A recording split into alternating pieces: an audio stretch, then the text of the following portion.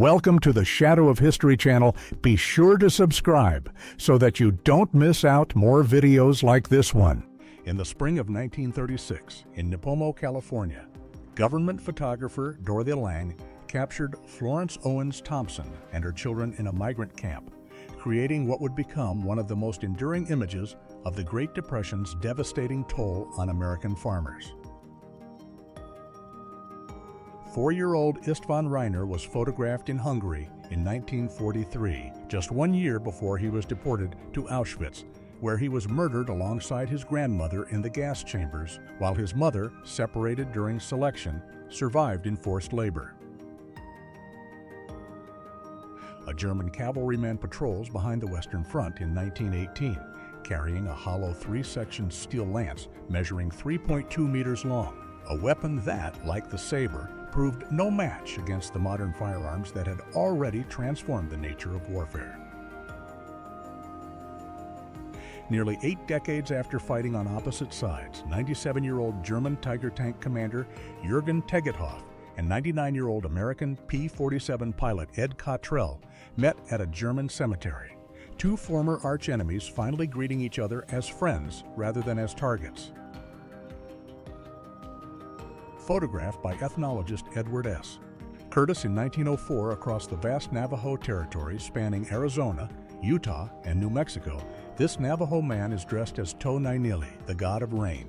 in a portrait forms part of Curtis's lifelong documentation of Native American peoples. Before acromegaly reshaped her features and drove her to tour sideshows as the ugliest woman in the world,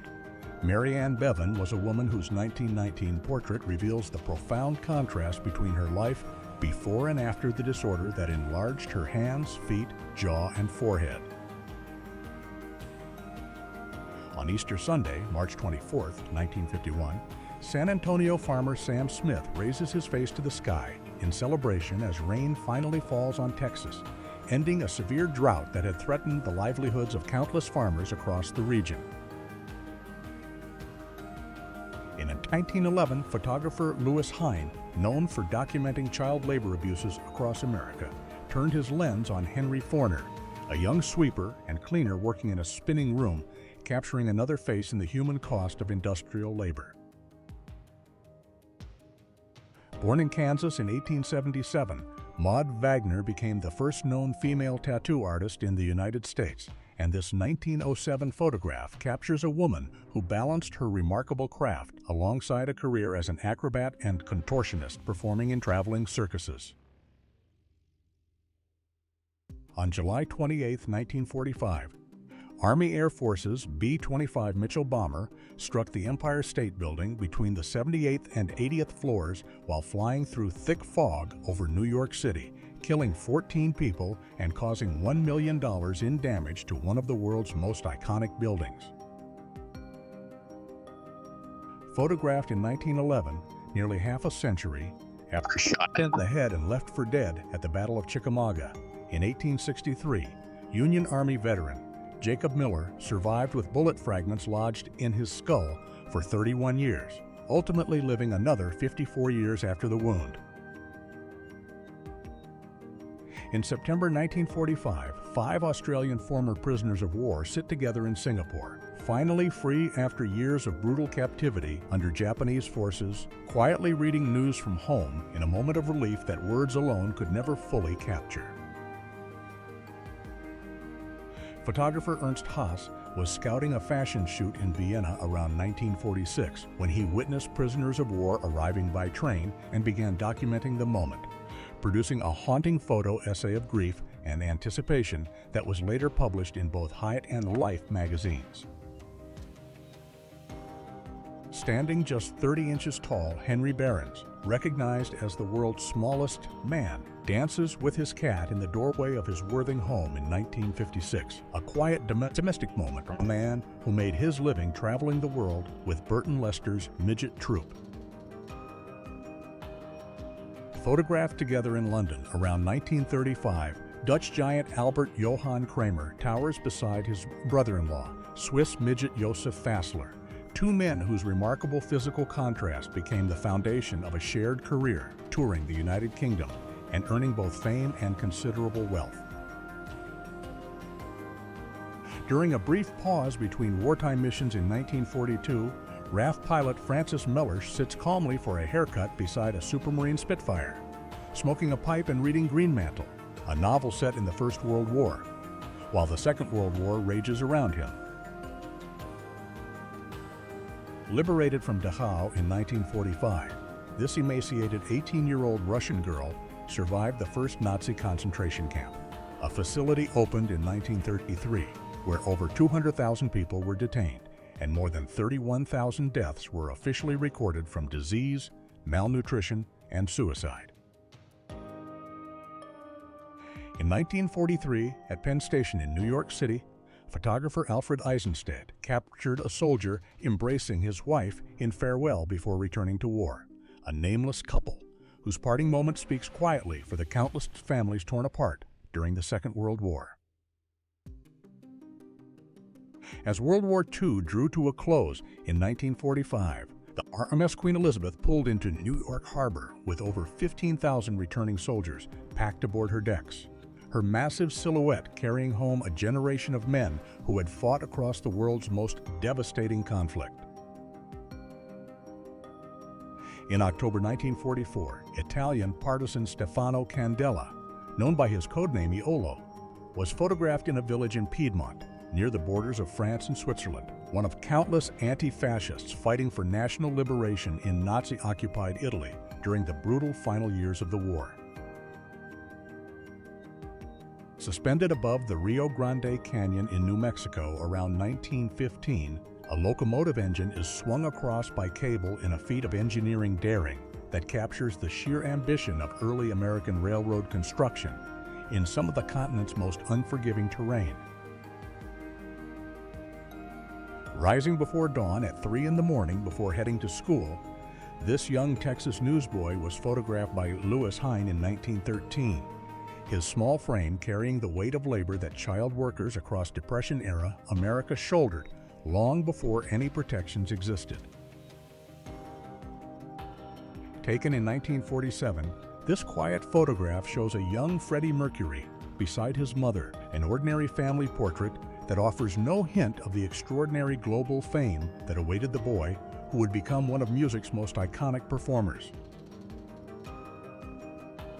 For the first time since Nelson's column was erected in 1843, steeplejacks from W. Larkin's Co. Limited scaled the monument in 1905 to clean it, their work high above Trafalgar Square drawing the gaze of Londoners gathered below in one of the city's most familiar public spaces. Photographed in 1928,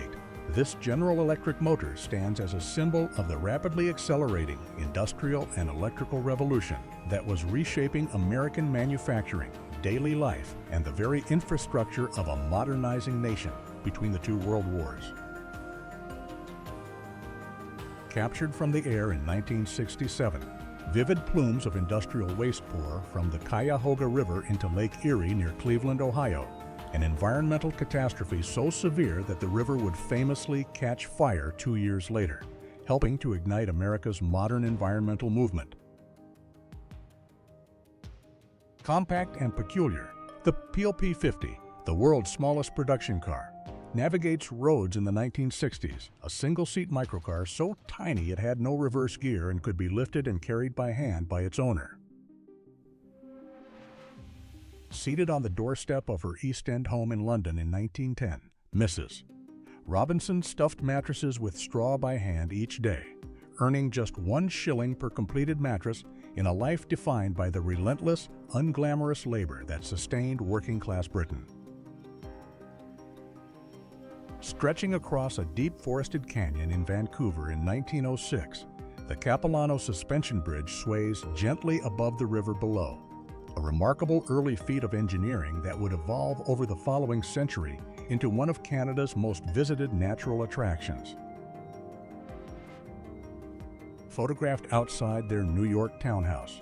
in 1933, Franklin and Eleanor Roosevelt present a composed public image in the very year he assumed the presidency, inheriting a nation shattered by the Great Depression and beginning one of the most consequential political careers in American history.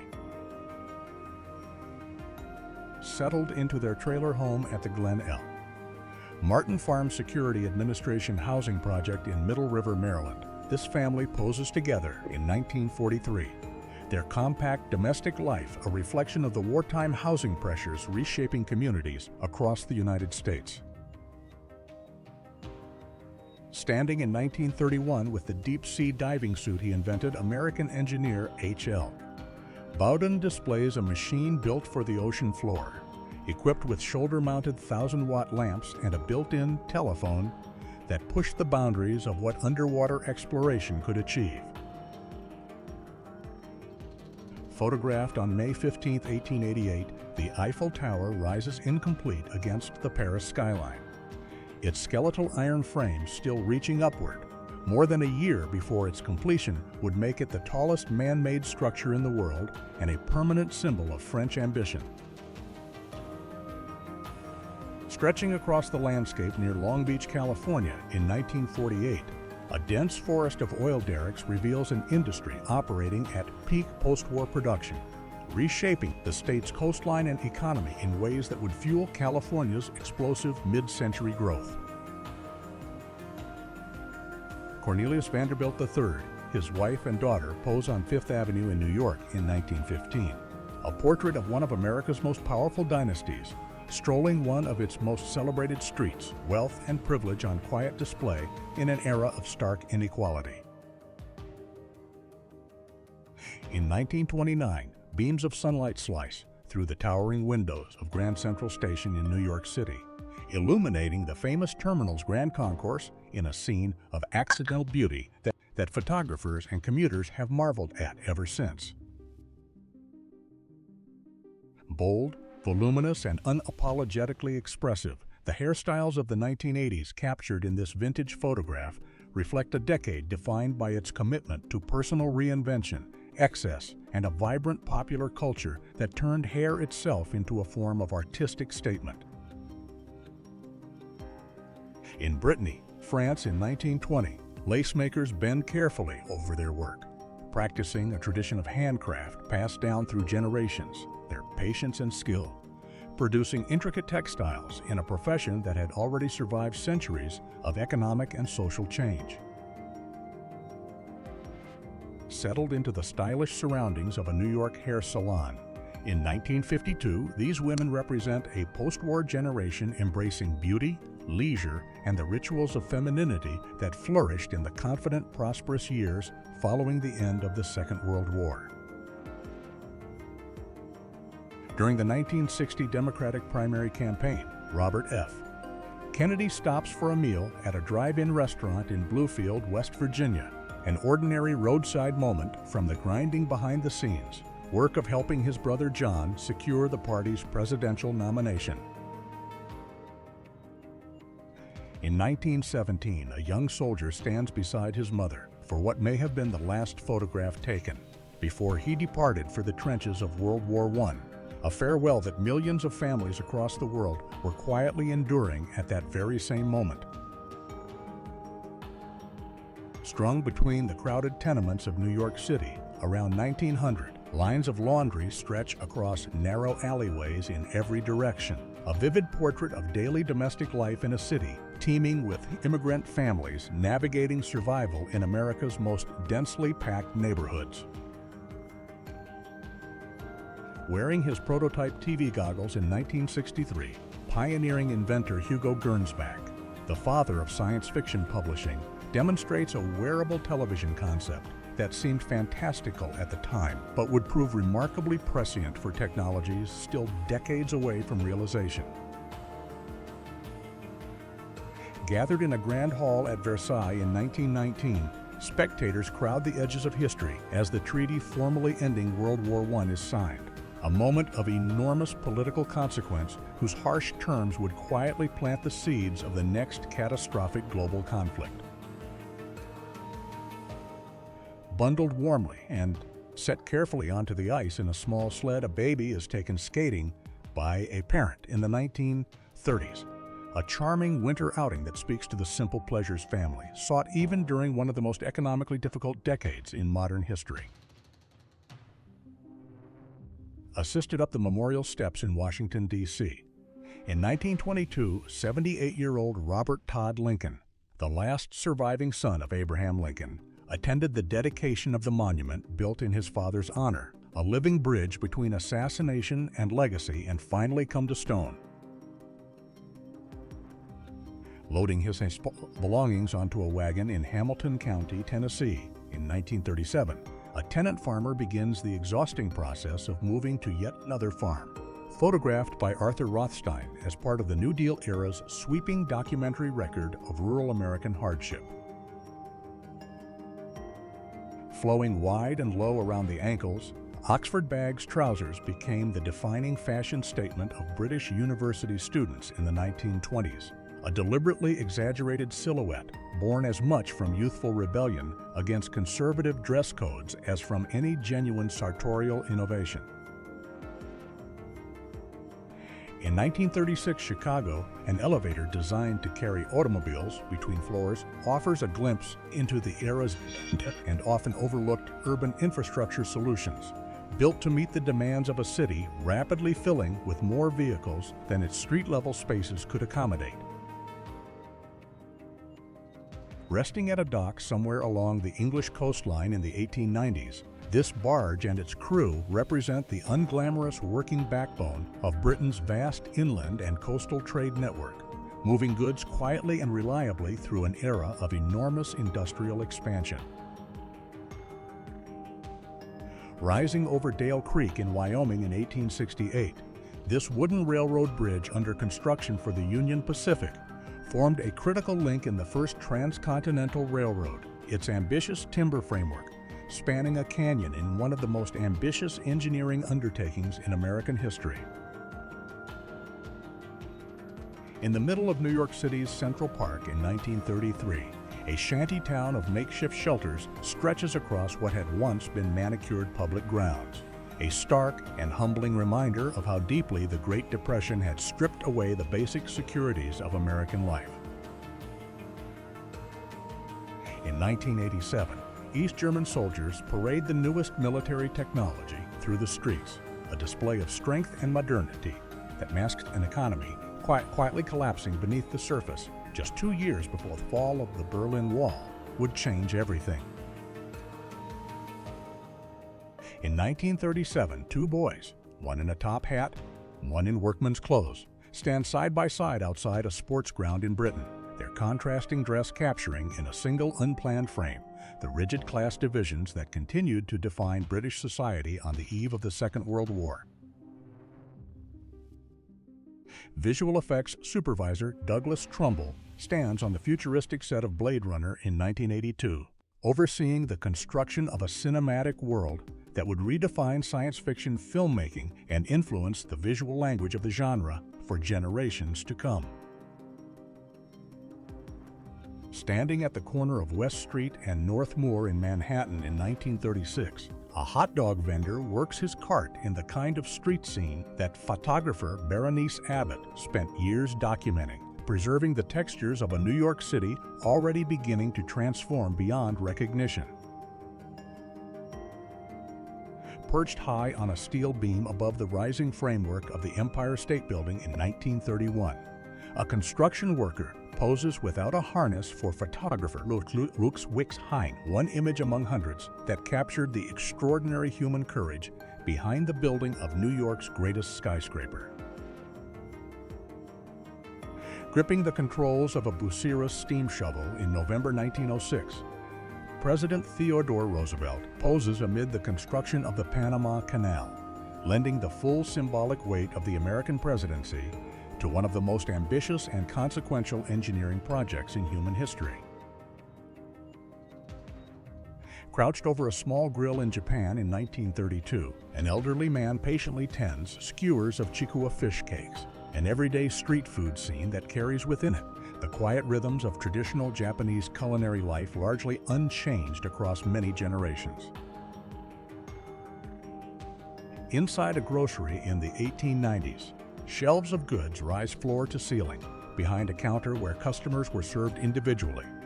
offering a portrait of retail commerce, that relied entirely on personal service long before the concept of self-service shopping had entered the American imagination. Across America in 1933, people poured into streets and bars to celebrate the end of Prohibition. 13 years of federal alcohol bans finally lifted, releasing a wave of relief and festivity from a public that had never truly stopped drinking through more than a decade of restriction.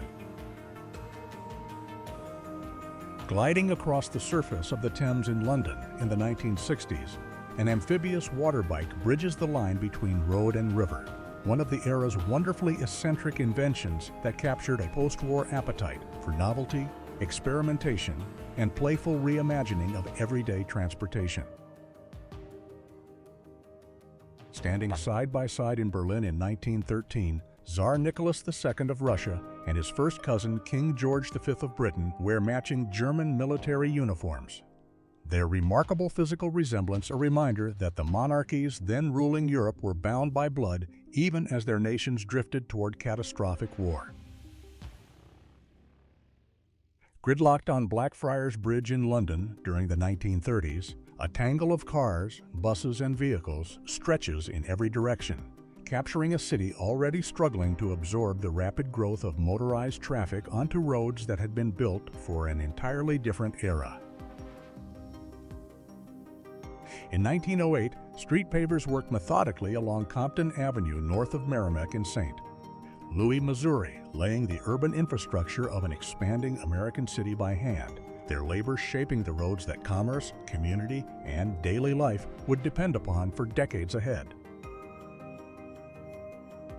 Skateboarding through the streets of Rome in 1964, a young Clint Eastwood radiates the effortless cool that would define his screen persona, photographed in the city where he was filming the spaghetti westerns that would soon transform him into one of Hollywood's most iconic stars. Lined up outside a California employment office in 1937, men of all ages wait for work that may never come, their patient, exhausted faces forming one of the Great Depression's most quietly devastating portraits of a generation stripped of economic certainty and dignity. Navigating London streets atop a towering penny-farthing bicycle somewhere between the 1890s and 1900s, a civilian rider balances high above the cobblestones on a machine that was already being overtaken by the safety bicycle, marking the slow end of one of Victorian Britain's most distinctive inventions. Photographed in 1926 on the windswept outer edge of Scotland's Hebrides, the inhabitants of St. Kilda stand before the stone homes their ancestors had occupied since antiquity, unaware that within just 4 years, their ancient island community would be permanently evacuated at their own request. Flowing with vendors, pushcarts, and pedestrians in 1900, Mulberry Street in Lower Manhattan pulses with the energy of one of New York's densest immigrant neighborhoods, a living portrait of the Italian-American community that had transformed this corner of the city entirely within a single generation. Unaware that photographs were considered a serious matter, this man photographed in 1901 by British anthropologists during a documentation of the Chinese people simply decided to be playful, producing in his grinning, exuberant pose what his captors would record as the happiest face in China. Taken in 1848, this photograph of the barricade-filled Rue Saint-Maur-Popincourt in Paris stands as one of the earliest images in history used to document a news event, capturing the aftermath of street battles between French government forces and demonstrating workers in remarkable and unprecedented visual detail. Cooled in a cold-running stream in the early 1900s, a watermelon waits in the sun-dappled water. A simple and deeply familiar summertime scene from rural American life that needs no caption to communicate the quiet pleasures of an afternoon before refrigeration changed everything. Perched dramatically on the San Francisco coastline in the late 1800s and early 1900s, the Cliff House overlooks the Pacific in a photograph, that captures one of the city's most beloved landmarks during an era when San Francisco itself was still defining what kind of American city it would become. 2 days after Strasbourg was liberated in November 1944, a French woman steps forward to embrace an American soldier in a gesture of gratitude that collapsed. In a single human moment, the long years of Nazi occupation that the city and its people had endured. Captured mid-performance on the streets of Paris in 1950, street performers work their craft in a city, still rebuilding its cultural life after the war. The sidewalks once again becoming stages for the kind of spontaneous human spectacle that had always defined the soul of the French capital. Appearing on The Ed Sullivan Show in January 1957, Elvis Presley electrified a nationwide television audience with a performance that had already made him the most controversial and exciting young musician in America, his presence on that stage marking a turning point in the history of popular culture. Rolling through neighborhoods in approximately 1948, a library bookmobile carries books directly to communities without easy access to a branch library. A quiet and practical act of public service that brought reading, knowledge, and possibility to Americans in remote or underserved parts of the country. Crowded around their workbenches at Taylor, Pallister & Co. Limited. In Dunstan, England in the early 1900s, these workers represent the industrial labor force that kept Britain's manufacturing economy running through the transition from the Victorian era into the new and rapidly changing 20th century. Standing solidly in Rutherford County, North Carolina in 1938, this log house photograph during the Depression era embodies the enduring simplicity of Appalachian rural architecture, a structure built by hand from local timber by people who had long depended on the land and their own resourcefulness to survive. A hand-lettered sign reading "Drink Dr. Pepper, Good for Life" hangs above the proprietor of a small Waco, Texas store photographed in 1939, a corner of American commercial life where a soft drink slogan doubles as both advertisement and accidental philosophy for a community weathering hard times. Making its way through London in the 1930s, a walking library, a person carrying books for loan on their person, brings reading material directly to the public, a charming and practical solution to literacy access in an era long before digital lending or widespread public library branches existed. Photographed in Paris in 1927 by André Kertész, a lamplighter makes his rounds in the early evening, tending the gas lamps that still held the city's darkness at bay, a figure already becoming anachronistic as electric lighting steadily advanced through the streets of the modern world. Stored carefully on set during the filming of Casablanca in 1942, Humphrey Bogart's lifts reveal a practical solution to the 2-centimeter height difference between him and co-star Ingrid Bergman, a behind-the-scenes detail that speaks to the meticulous illusions constructed by Hollywood's Golden Age studios. Photographed together in the 1930s, a working-class couple faces the camera with quiet dignity during the Depression era, their expressions neither defeated nor falsely cheerful, simply present. Two ordinary people enduring an extraordinary period of economic hardship with the resilience of an entire generation. Photographed at Everest Base Camp in 1953, Sir Edmund Hillary and Tenzing Norgay stand together after becoming the first people confirmed to have reached the summit of the world's highest mountain, a moment of human achievement that belonged equally to both men and to the entire watching world. Sitting patiently in a salon chair in the 1930s with her hair wound in rods and chemicals, a woman undergoes the lengthy and elaborate process of getting a permanent wave, a beauty treatment that was reshaping the standards and rituals of femininity in the interwar period across the Western world. Gathered for a formal portrait at the Hoover Dam construction site in 1935, A group of officials poses against the backdrop of one of the largest and most ambitious infrastructure projects in American history, a dam that would tame the Colorado River and power the development of the entire American Southwest. Developed in 1932, this mechanical data filing system used notched cards and a combination of levers to sort and retrieve information from a paper-based database, a remarkably sophisticated pre-digital information management tool that anticipated the logic of computer data storage decades before the technology existed to replace it. On December 30th, 1919, the restaurant Du Chien on the Rue du Pont-Neuf in Paris fills with diners and energy as the city exhales after years of wartime deprivation, its bustling tables capturing the relief and hunger for normalcy that the French people carried into the first peacetime holiday season in years. Lit by electric signs and filled with the movement of automobiles, pedestrians, and early commercial advertising, Times Square in the 1920s already pulsed with the restless energy that would define it as one of the most famous intersections in the world for the entire century to come.